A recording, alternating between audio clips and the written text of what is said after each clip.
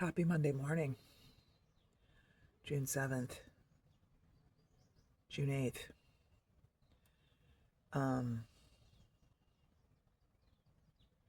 I think today is day 6 of the 30-day video challenge. Forgive me if I'm a day off. It's Monday morning. You can hear my bird friends singing.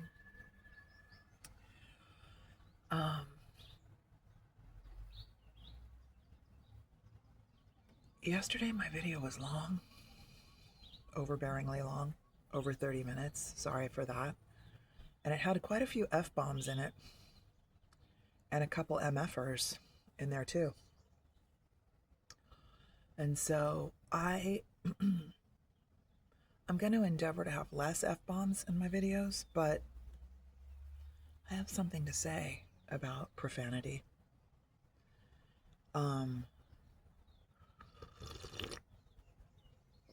There are certain words that should never ever be said, particularly by a white person or a non-black person.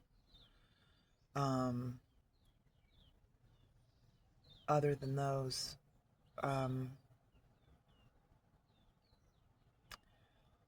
my position on F-bombs and S-bombs and whatever else, profanity, is that it's just a word, just another form of expression.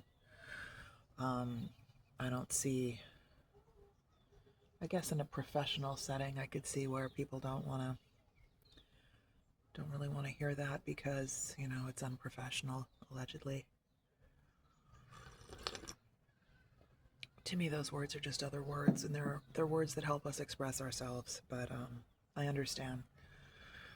This video journal is like, it's kind of for me, and it's kind of for my daughter if she ever chooses to watch it after I'm gone. If other people get something out of it, all the better. I think I am going to order these glasses from the States and go through the weeks of hell trying to get them through customs. It's worth it, so I'm going to do that. They're like $18 glasses, and by the time I ship them to myself and go through customs, they're like $150 glasses. So ridiculous. Tariffs. Anyway, so sorry for all the F-bombs yesterday for those people who don't care for F-bombs. It was a long one yesterday because there's just a lot, as if you took the time to watch it, understand. I see a lot of these types of, I guess you call them vlogs.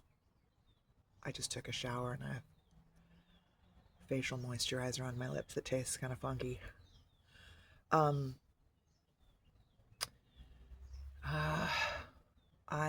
know that a lot of these vlogs are like, I'm going to give you advice. I'm going to tell you all my wisdom about life, and hopefully my wisdom is going to help you live your life. And I am not confident that my lived experience is going to help anybody else. So I don't believe that this video journal, if I keep it going past 30 days, which I hope I will, because it's actually helping me. It's helping me to talk, even though I'm not talking to a therapist. I'm just talking things out, and I'm noticing it's helping me. It's helping me feel less fatalistic. It's helping me feel better, just overall. So thank you. Thank you for being here and watching this if you're here. But I don't know that I have wisdom that's going to help anybody. I might drop things from time to time that I feel may be useful, but I don't feel like I'm in any position to be saying, hey, listen to my advice.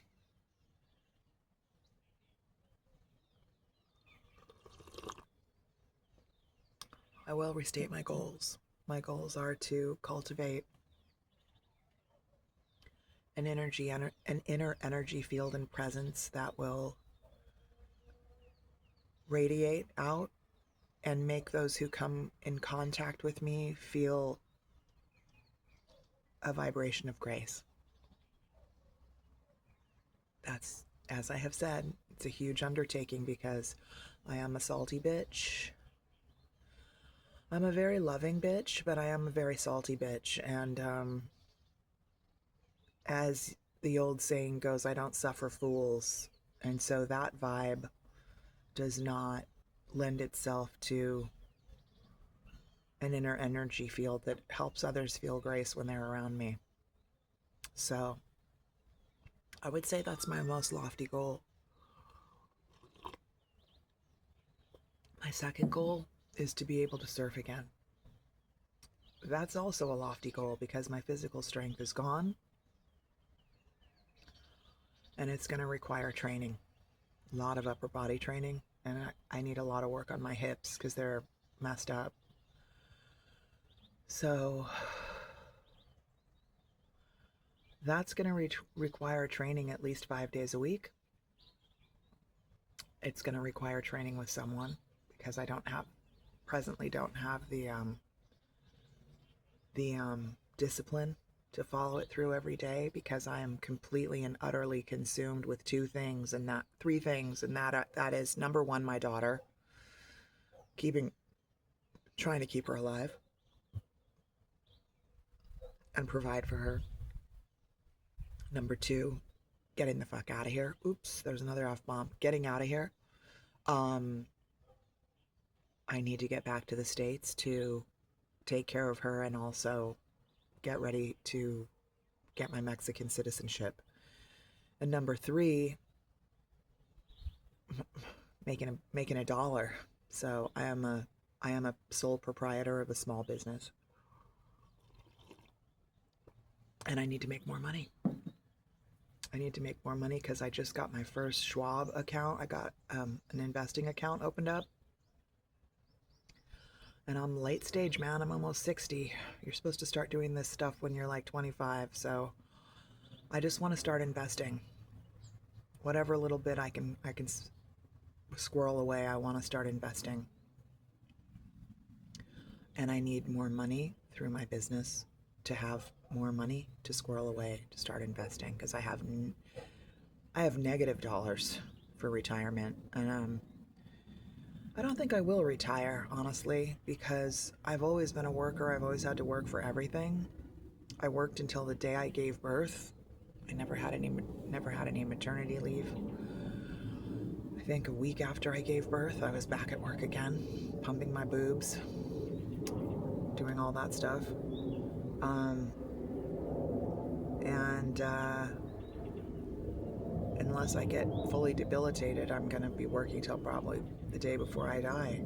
So, however, I am very worried, as most special needs parents are, about what's going to happen to my daughter when I'm gone. It's like, okay, squirrel away the money and then give it to a trustee, and then if I'm dead, what's to stop the trustee from stealing all the money and leaving her with nothing? So, finances.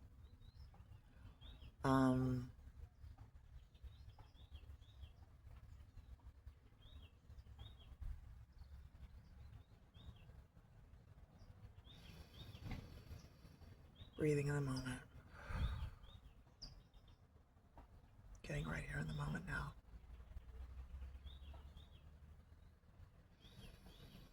I'm still waiting to hear from you guys on how I cultivate this inner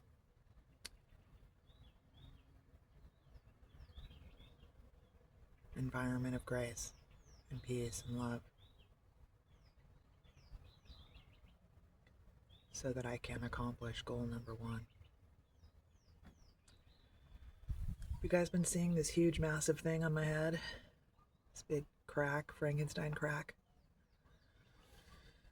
I'll tell you the story of the crack, and then I'm going to go take a walk, 7,000 steps. So I'm keeping it simple for today, simple and short. I got this crack in Mozambique. I was walking on the beach with my daughter, in this beautiful beach called Tofino. The best surf break in Mozambique, by the way. And there's this whole, like, I don't think it's lava, but it's some kind of stone, very jagged. Holy crap, it's jagged, like razor sharp rocks that separates one beach from the next. And we were walking over that to go to the next beach. We were walking together. And I slipped and I fell and I impaled my skull on one of the rocks. And when I say impaled, I impaled myself. So my head split open. My skull was not broken, but it was cracked. So there was just like all this blood gushing out. And when I say remote, I mean remote. There's no emergency services there. So I somehow stumbled up across the rocks and up the beach, and I gave my daughter the phone and I told her to call a local person that we knew, and a local hotel owner. And thank God he came, and he sped us 45 minutes away to the nearest place. I wouldn't call it a hospital. It's like a garret where doctors go occasionally, is what it was. No surgical anything there at all. And at that time, which was, let's see when it was 2018 when this happened. I'm sure it hasn't changed. The doctors they had there were all imported from Cuba. They were all Cuban doctors. So bless Cuba, by the way. Bless Cuba for training their doctors and sending them out to all kinds of developing countries that have no medical staff. Cuba is a phenomenal country. I just want to say, bless them. Bless the Cubans. Gracias por todo. Te amo. Anyway, I got there to this garret filled with urine and feces and stinking, rotten filth. And I was shuffled into a room with my head gushing blood. An hour later, sat there with my head gushing blood for another hour while they texted the Cuban doctor. He finally comes in. He's wearing like a polo shirt and shorts. No scrubs, no gloves, no nothing. He just comes in. This big guy. No English. Comes in, throws me over the table, shoves a shot in my ass. No idea what it is. Shoves it in there. I come to find out, I think it was some kind of a antimicrobial, antibiotic, microbial, kill the germs essentially shot. Flips me over. Literally, I don't even think he put alcohol on the wound. Seriously. I don't even think he put alcohol on it. Flips me over, kind of wipes away the blood, which is still gushing out. Not a single drop of anesthetic, I tell you. Not a single shot of any kind of anesthetic. Just gets a needle and thread and just starts sewing me up like a rag doll. Just crying. I was just like crying. Oh my God, it was traumatic. And that was it. Sewed it up, said adios, shot in the ass, go on your way. No prescription for more antibiotics, nothing. So that was medical care in Mozambique. There was another time when my daughter got malaria. I'll share that for another time. So anyway, that's why I have this incredible dent in my skull, this big giant thing. It was like, I don't know, it's a lot. It's like, I don't know, 50 stitches or something. So that's why I have that crack in my skull. And yeah, I don't have any deep observations today. It's Monday and I'm kind of on a go mode right now. Gonna get my day going, comb my hair out, take a walk, get to work. I thank you, anyone who's watching this. If my daughter is watching this sometime down the road, I love you madly. I know I've been a very imperfect mother and I've let you down many times.